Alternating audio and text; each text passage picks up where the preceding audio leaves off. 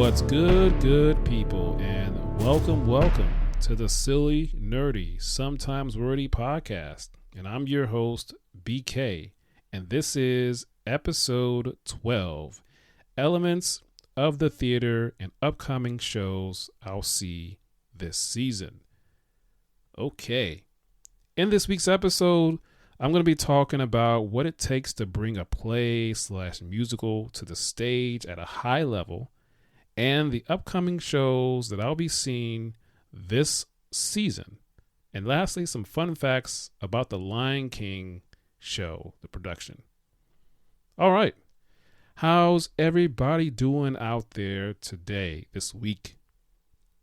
Hope y'all are doing well. Hope you enjoyed the 4th of July holiday. And we are going to get right into this. There's going to be no nerdy notes this week. We're just going to get right into our main topic. And we're talking about theater. One of the things that I mentioned in episode 0 was talking about the theater, plays, musicals, because I'm interested in that stuff too. So I wanted to talk about it. And I'm really excited about this week's episode. So I'm going to talk about what it takes to bring the show to the stage. And there are some elements slash similarities of the filmmaking process with the theater stage, bringing the show to the stage process. There are some similarities. The difference is the end result is everything is live in person and everyone sees it and hears it in real time. So there's a lot of things that go into it. Like I said, I'm just going to mention a bunch of things in no particular order. Let's start off with the first thing I would say is the story of the show, because that's what you're going to see, / the music, story and music. You have to have your story in place. What story are you telling? Are you retelling something?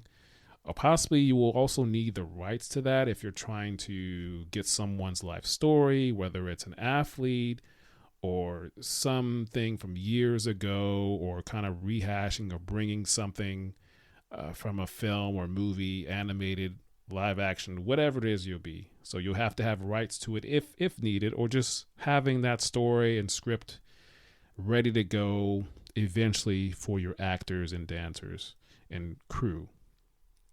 So that's important, as well as the music. Coming up with the music, composing the music, writing the music, getting the people to perform the music in terms of the multiple musicians and all of the instruments that you will need, and who's going to be playing those every night / in the afternoon for those matinee performances.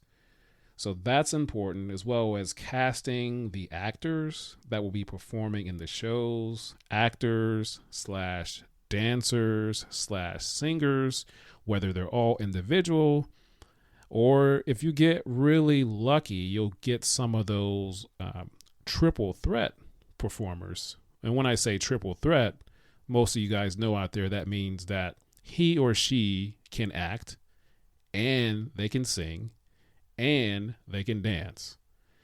So you're really lucky if you can get a couple of those, or at least one of those. So that's important.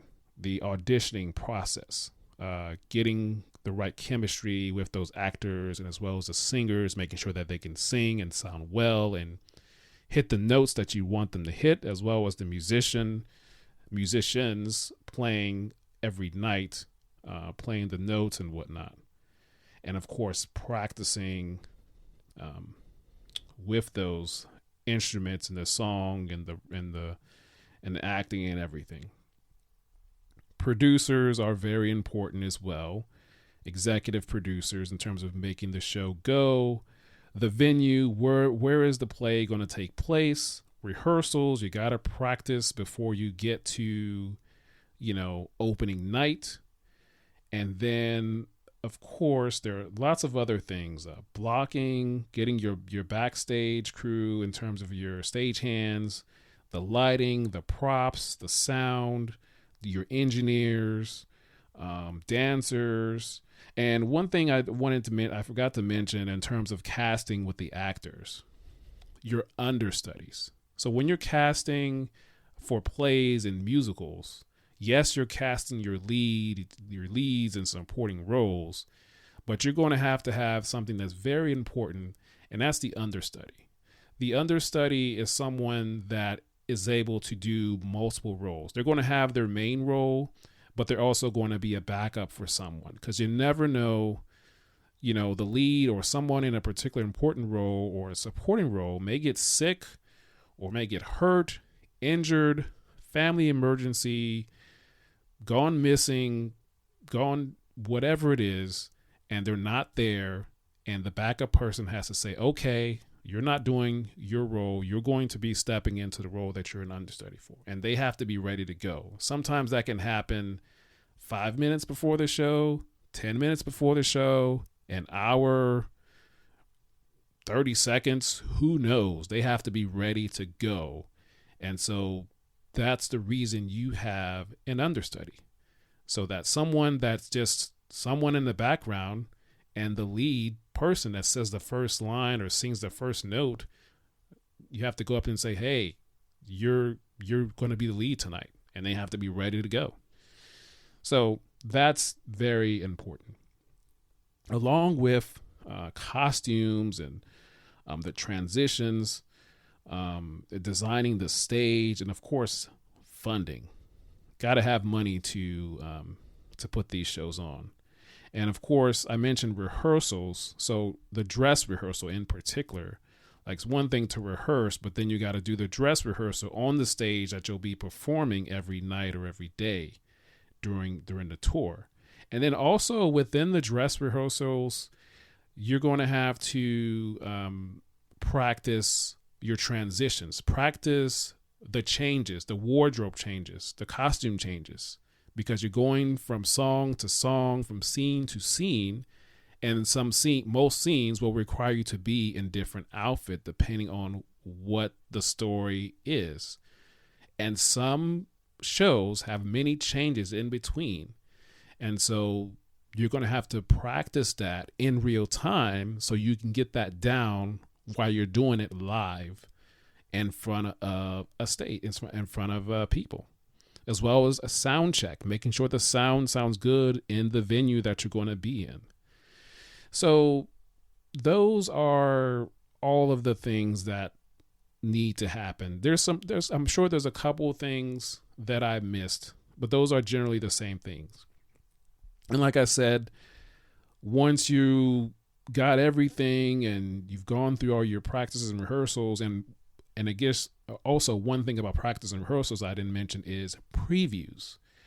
Previews is like having the show, going through the show, is doing it for test audiences before it goes live to your tour. So you go through the show a couple of times, and you have reviewers and critics and possibly other random people that probably have to sign NDAs to see the show before it becomes available to the public.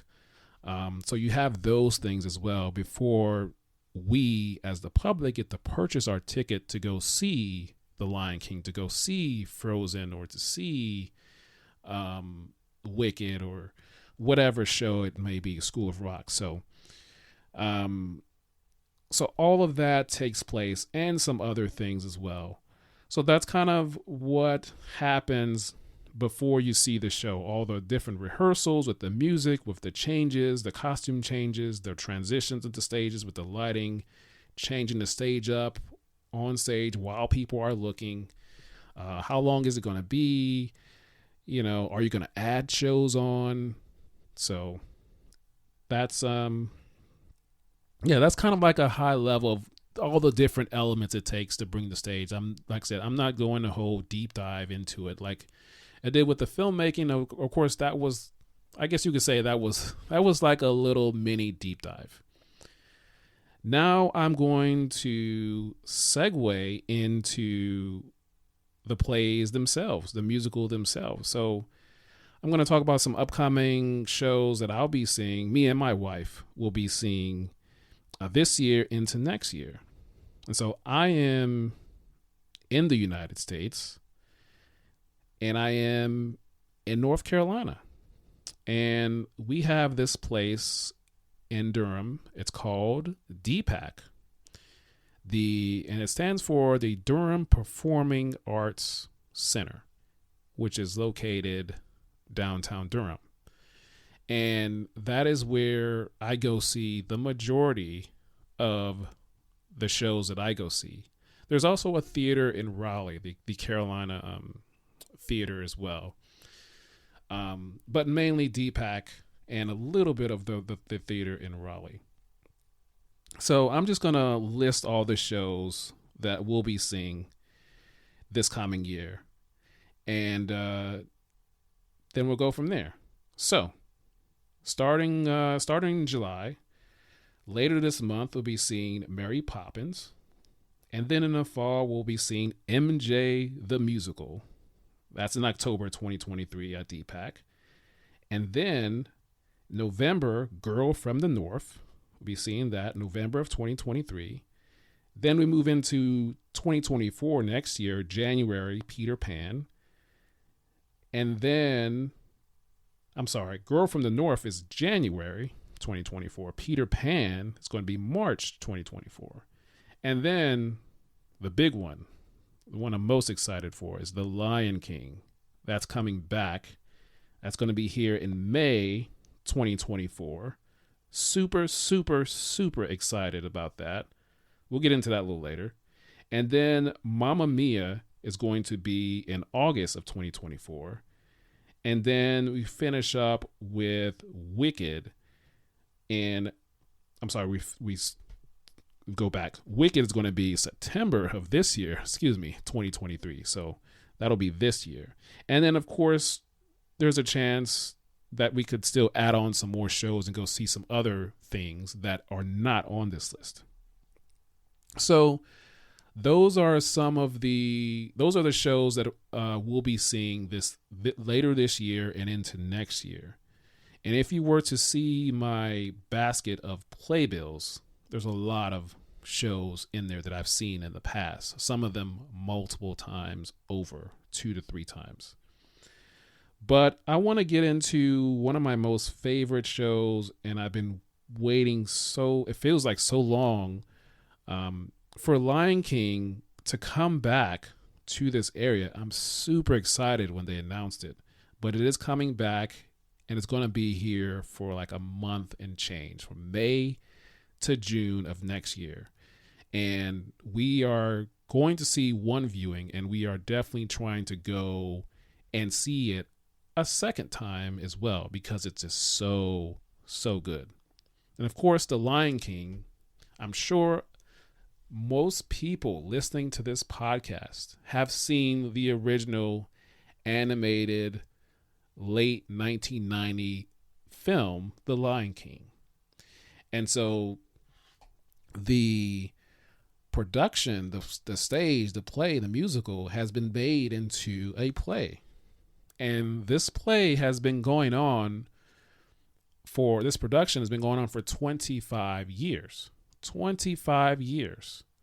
I have seen it 2 to 3 times, and it never gets old. I'll just say this: if I had one play, if I only saw one play for the rest of my life, and it was The Lion King once a year, every year, I would not be disappointed. I'll just say that. But I really, really love this show, the story, of course, and it's just great.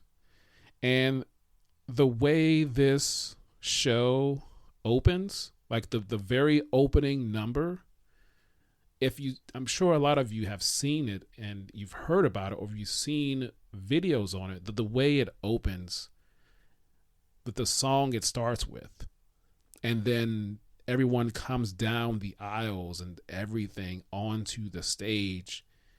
The rest of the show is great too, but just the opening is so unique It is so iconic, and it takes a lot of talent and a lot of focus and a lot of rehearsals to get that right. Because if you don't get that opening right of this show, then it's not good. It sets the tone for the whole show.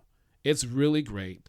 I would advise you, please go look up the Lion King play, the opening number, and you will understand what I'm talking about. You will understand my excitement for it. So obviously it tells the story of the film, bringing all of those elements of the story, the animals, the puppets, all of those things, the music. Oh my gosh, the music.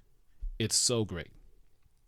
So let's talk about some fun facts that I recently kind of looked up about this production. So I'm just going to read off some stuff. And the costumes. There are a lot of costume changes. I mentioned, wardrobe changes, costume changes in between songs, in between scenes earlier. So for The Lion King, which is one of the biggest productions, they have over 350 costume changes on that show. That means people are changing clothes, changing into different characters and everything over the course of that show. 350 costume changes.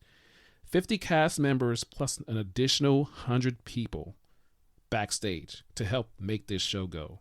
There are more than 232 puppets.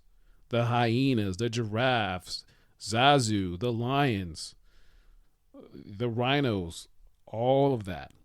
The puppeteering. So over 232 puppets. And there are more than 40 musical instruments. And you hear them all when you see the show. And I can't express how excited I am to see this show. I cannot wait. It's going to be great. It's just going to give me such a good feeling inside after I leave that show. Oh my gosh. I'm so excited. But yeah. So the theater is one of my passions, one of the things I like. And I did do a little bit of acting in middle school. I did one Shakespeare play. And I was in a play, Grease, which is one of my favorite movies I've seen many, many times. But I was in the play Grease. I played the role of Kaneki, and it was fun. I think that was 8th grade.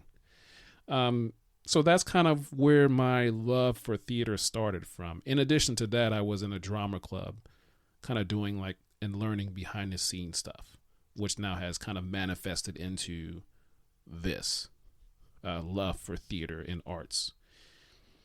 So yeah, I'll be seeing that. Have to wait till next year, but that's fine. So this year is moving along. We're already in July anyway. So yeah, please go see a show. And there's shows happening all over. It's not just New York. I mean, there's different places playing a show, whether it be at the high school level or other places. Yeah, let's kind of get to wrapping this up. Takeaways. My takeaway is you should go to the theater at least once in your lifetime. If you only go once, make sure you go once. And make sure you take your kids when they're old enough. Take your kids to see at least one show, and they may love it. Who knows? They may see, oh, I want to do that. And it could be anything, whether they're on the stage or behind the stage or writing the show, producing the show. Take your kids to see a show at least once. So many Disney shows. We just saw Frozen last year. That was great. So yeah, take your kids to see a show. Go see a show, a play, musical at least once. And If you only see one show, I have some suggestions. You should see The Lion King, or you should see Wicked, or Hamilton. If you're only going to see one show, I would suggest one of those three. There are many, many, many other shows to see, and so many new ones that are coming up all the time, or kind of being brought back or revived. So yeah, go see a show. Shows are awesome. It's great. It's live and it's in person. You hear the music and everything as it happens. And they have to be on top of their game, because if somebody messes up, there's no, oh, we'll go edit it in post. We'll edit that out. No. If someone messes up on the piano or the drums or their lines, their singing, everybody sees it. Everybody hears it. It happens in real time, and they have to accept it and move on and keep the show going. There is no editing. It happens live and in person, so we all will hear it and we all will see it. So, yeah, shows are great, and I could go on and on. Like I said, I've seen many shows: Beauty and the Beast, School of Rock, Matilda, Annie. Yeah. I'm going to stop right here. So, the theater is great, and hopefully you guys go see a show once in your lifetime, whether it's later this year, next week. Go see a show. Okay. Well, we are coming to the end. I hope you've enjoyed this episode of the podcast. I really enjoyed talking about it and doing a little bit of research on it. So please give us a listen, like, and review. Leave a review. And we are pretty much everywhere except for satellite radio, but all the different apps, Google and Apple, Spotify. So check us out. Tell your friends, coworkers, colleagues, associates, friends, family. But yeah, that's all for today. So until next time, we will talk soon.